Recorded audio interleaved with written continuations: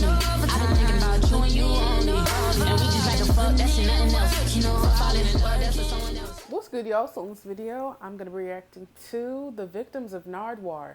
Now, I don't think this is a negative thing. I hope not. Damn, what the fuck? But I know that Nardwaur just knows things that I guess people think that he shouldn't have any like ability in knowing. So maybe that's what they're talking about. Like the victims as in they were told some information about themselves that they thought no one outside of themselves knew. And then when he says it, they're like, what the fuck? So maybe that's what they mean. I don't know. Anyways, let's get into it. Rock stars in the 90s to surprising rappers with information about themselves, Nardwaur has built up an impressive reputation in the music world. However, for every good interview he has, there's also plenty of bad ones. These are some of the best and worst Nardwaur interviews, starting with one of the absolute worst, which was when he first interviewed the band Blur in 2003.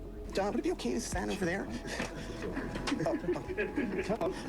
Stand there and ask your question. The interview is incredibly tense, even from the beginning, with Dave Roundtree, the band's drummer, immediately snatching Nardwaur's interview questions from his hand and throwing it, before starting to push him around and intimidate him while the other band members encourage his behavior. Dave then takes Nardwaur's hat and throws it on the ground. Y'all don't fuck with the bully and shit. He being a bully? That's crazy. I ain't gonna lie. Okay. Which was incredibly disrespectful, considering it was a gift from his mother who had passed away. Although the interview somehow continued to get progressively worse, with the band members ignoring all of the questions. Who else do you have in the group with you right here? Who was the gentleman that just took my hat? Damon, who's to your right? What the fuck is wrong with him? Here's some problem. When you get too close, bruh, you gonna have to call the cops on me. I ain't gonna lie. One time to get in my face, and I'm about to spaz.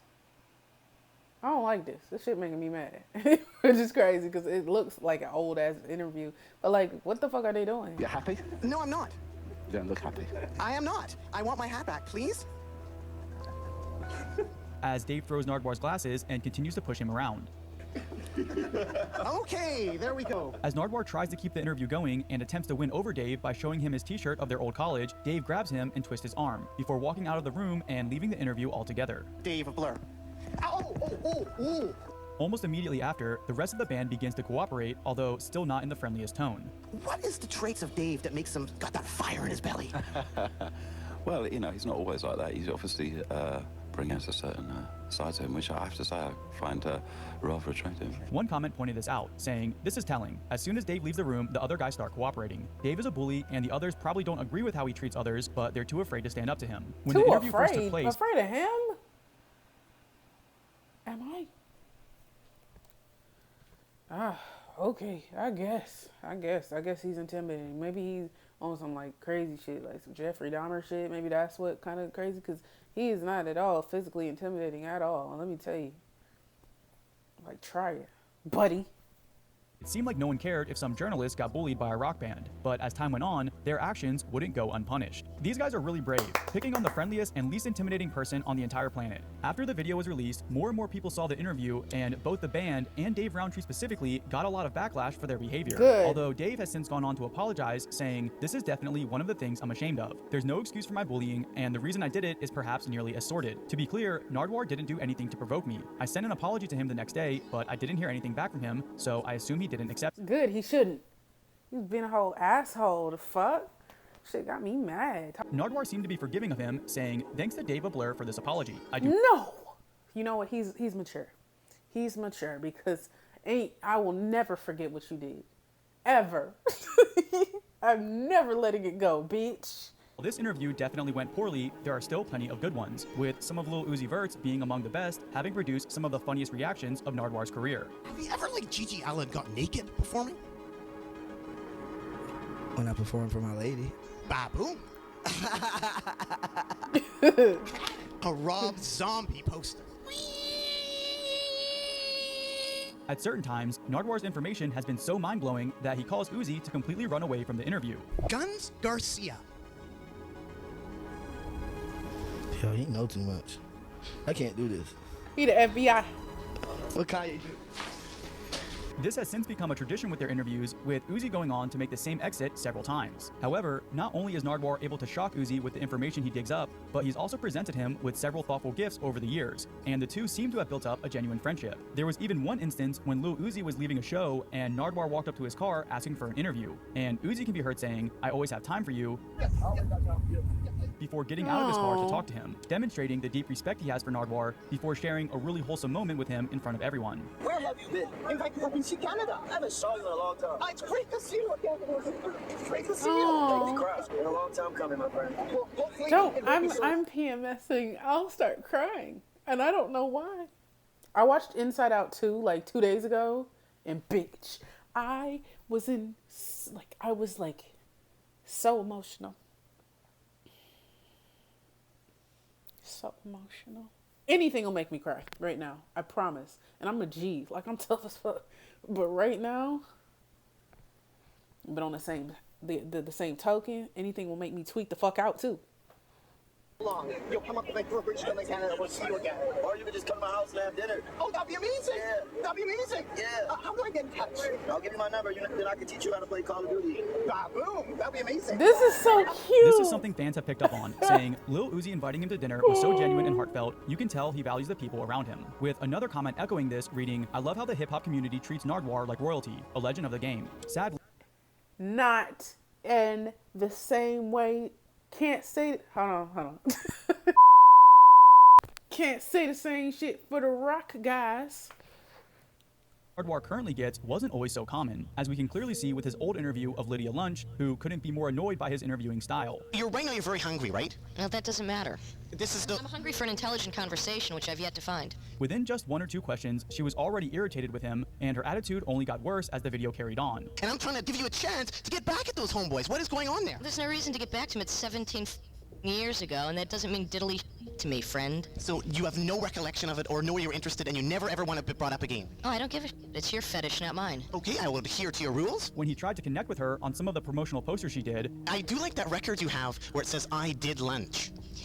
You need to read up again. It's Lydia Lunch. No, but the way you read it, the way the poster said, it was like, "I did lunch." You know that poster I'm talking about? I do. You're incorrect, though. You need to go back to Hieroglyphics 101. she only seemed more annoyed, claiming his information was inaccurate, despite copies of the poster still... He's acting like the shit that she's saying is like, yeah, I just got him. Like, bro, you sound stupid. You sound like me. ...sold today. This attitude continued throughout with every question that he asked. Why did you guys want Courtney Love's recipe for Prozac brownies? I'm sorry. Do you want to kill him now or later? No, we don't. We were just making a joke. Before she eventually got up and walked away as Nardwaur followed, trying to finish out the interview. The comments weren't very forgiving of this. She was 37 at the time of this interview. You'd never be able to tell from the way she acted. It's so embarrassing to see 2 full-grown women posturing like a pair of outcast teens going through a serious rebellion phase. Bruh, I cannot believe someone told Nardwaur of all people crazy. to do his homework. Ironically, Nardwaur doing his homework is exactly what caused Denzel Curry to walk away from him. Let's just, like I said, let's just see. Let's observe. Let's observe here. Who's being rude and who's not?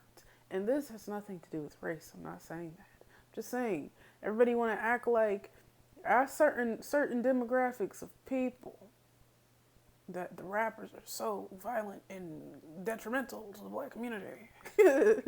And the people that are showing the most integrity and gratitude and manners, the most manners, are the rappers. Interesting. From his interview as well, but for an entirely different I love me some Denzel Curry. This includes where he went to daycare as a kid. A pink and blue that's daycare? crazy. I ain't gonna lie. I don't fucking know all this. This is crazy. Yeah, that's my daycare, man. And the fact that his aunt once worked security at one of his early shows. Your Aunt Betty did security? What the kind of you know this? God damn. But as the video progresses, the things Nardwaur mentions only continues to surprise him more and more before causing him to leave the room in shock. Chauncey. Don't you even know niggas from my block? Whoa! I'm done. Yo! Denzel Curry. Yo! Yo! Hell no! Oh, damn! He does eventually come back and finishes the interview, even having some fun moments with Nardwaur, but it's since gone down as one of the most iconic reactions, with a top comment reading, half of this video is just Denzel being surprised. However, Denzel Curry isn't the only one with these reactions. In fact, Kendrick Lamar had a somewhat similar experience during Kendrick, oh, I love me some Kendrick. Favorite rapper.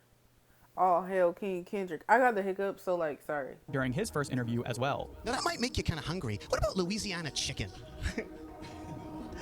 Yeah, Louisiana chicken. That's the neighborhood, yeah. And Kendrick Lamar is also Tams and Rite Aid too. The Rite Aid. Definitely grew up in Tams and Rite. This dude right here really doing his research though. This is crazy. Do you know a guy called Canin? Day. You heard that? Please explain. Yeah, that's crazy. This dude said Cannon. Wow. That's crazy. Wow, that's 8th grade. This prompted a great response from fans, 8th with grade. people saying, Kendrick looks like he's constantly trying to figure out Nardwaur and just can't. If you ever apply for a job, you better pray Nardwaur isn't the one doing the background check. The way this guy can turn rappers into little kids is crazy. He brings out a side of artists nobody can. Instead of getting annoyed like many other artists, Kendrick actually found it amusing and tried to get Nardwaur to give him some of the items he brought as a gift. This is, can I have this? Some of them possibly. With Nardwaur being known for having an extensive music history collection himself, he was reluctant to give them away, although he often does give artists thoughtful gifts and surprises. Sadly, the band Sonic Youth had a very different reaction during their first interview with Nardwaur. Y'all see what I'm saying? Y'all see what I'm saying? Hey, y'all see what I'm saying? Is easily one of his worst interviews of all time. The video begins with a lot of dry and sarcastic answers from the band, with the members being generally uncooperative. Why did you start a band? When did you start the band? I didn't start the band. I'm sorry. The band started me. Who named the band, first off? Jesus? In true Nardwaur fashion, he tries to continue, but things only get worse when they steal his questions and begin mocking him. Oh no, hey, we're not finished here. We're damn well finished. Don't take the card! Don't take the card! No, you can't take the card. Don't take the card!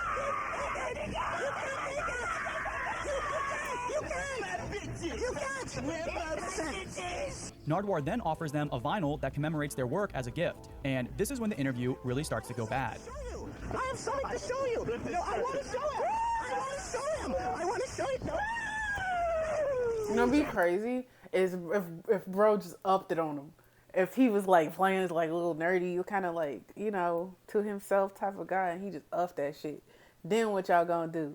Mofos really be bullies. Understand that. Mofos really have that shit really deep seated in their souls. They don't know what to do, so they start bullying mofos in real life. They try to pick the easy targets.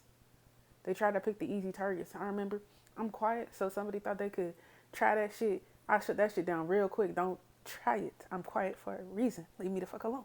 You fucking piece of shit! You broke it! I was a present for you! Oh my god, what did you bring? That was a present! Instead of accepting the present, the group members begin to bully Nardwaur and decide to break it, all while making fun of him, which didn't sit well with a lot of fans. The members of Sonic Youth seem like the type of people who just sit there and say nothing when they hang out, but get angry when anyone calls them boring. Imagine breaking someone a present, then them being so self-absorbed that they don't only destroy it, but they bully you like children. Thanks Sonic Youth for constantly making me question the musicians I respect the most. A decade later, Nardwaur actually interviewed them again, but shockingly, it didn't go much better, largely because they weren't exactly remorseful and mostly shifted the blame, leading fans to be even more upset, especially considering what happened the first time. Why did you break this record right here? First of all, let's get this straight. I am the one member of Sonic Youth who recognized the genius of Nardwaur, but the genius of this particular record.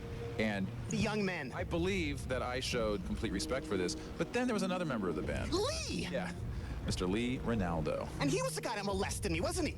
I brought this record as a gift for you by a young man, and you broke it! Don't say you. Because what you're sort of saying is... You ganged up with him. No. All I did was I... Yeah, you stand up, Nardwaur. You better stand up for yourself. ...around you while you were being viciously stomped. While they were... You were a bystander.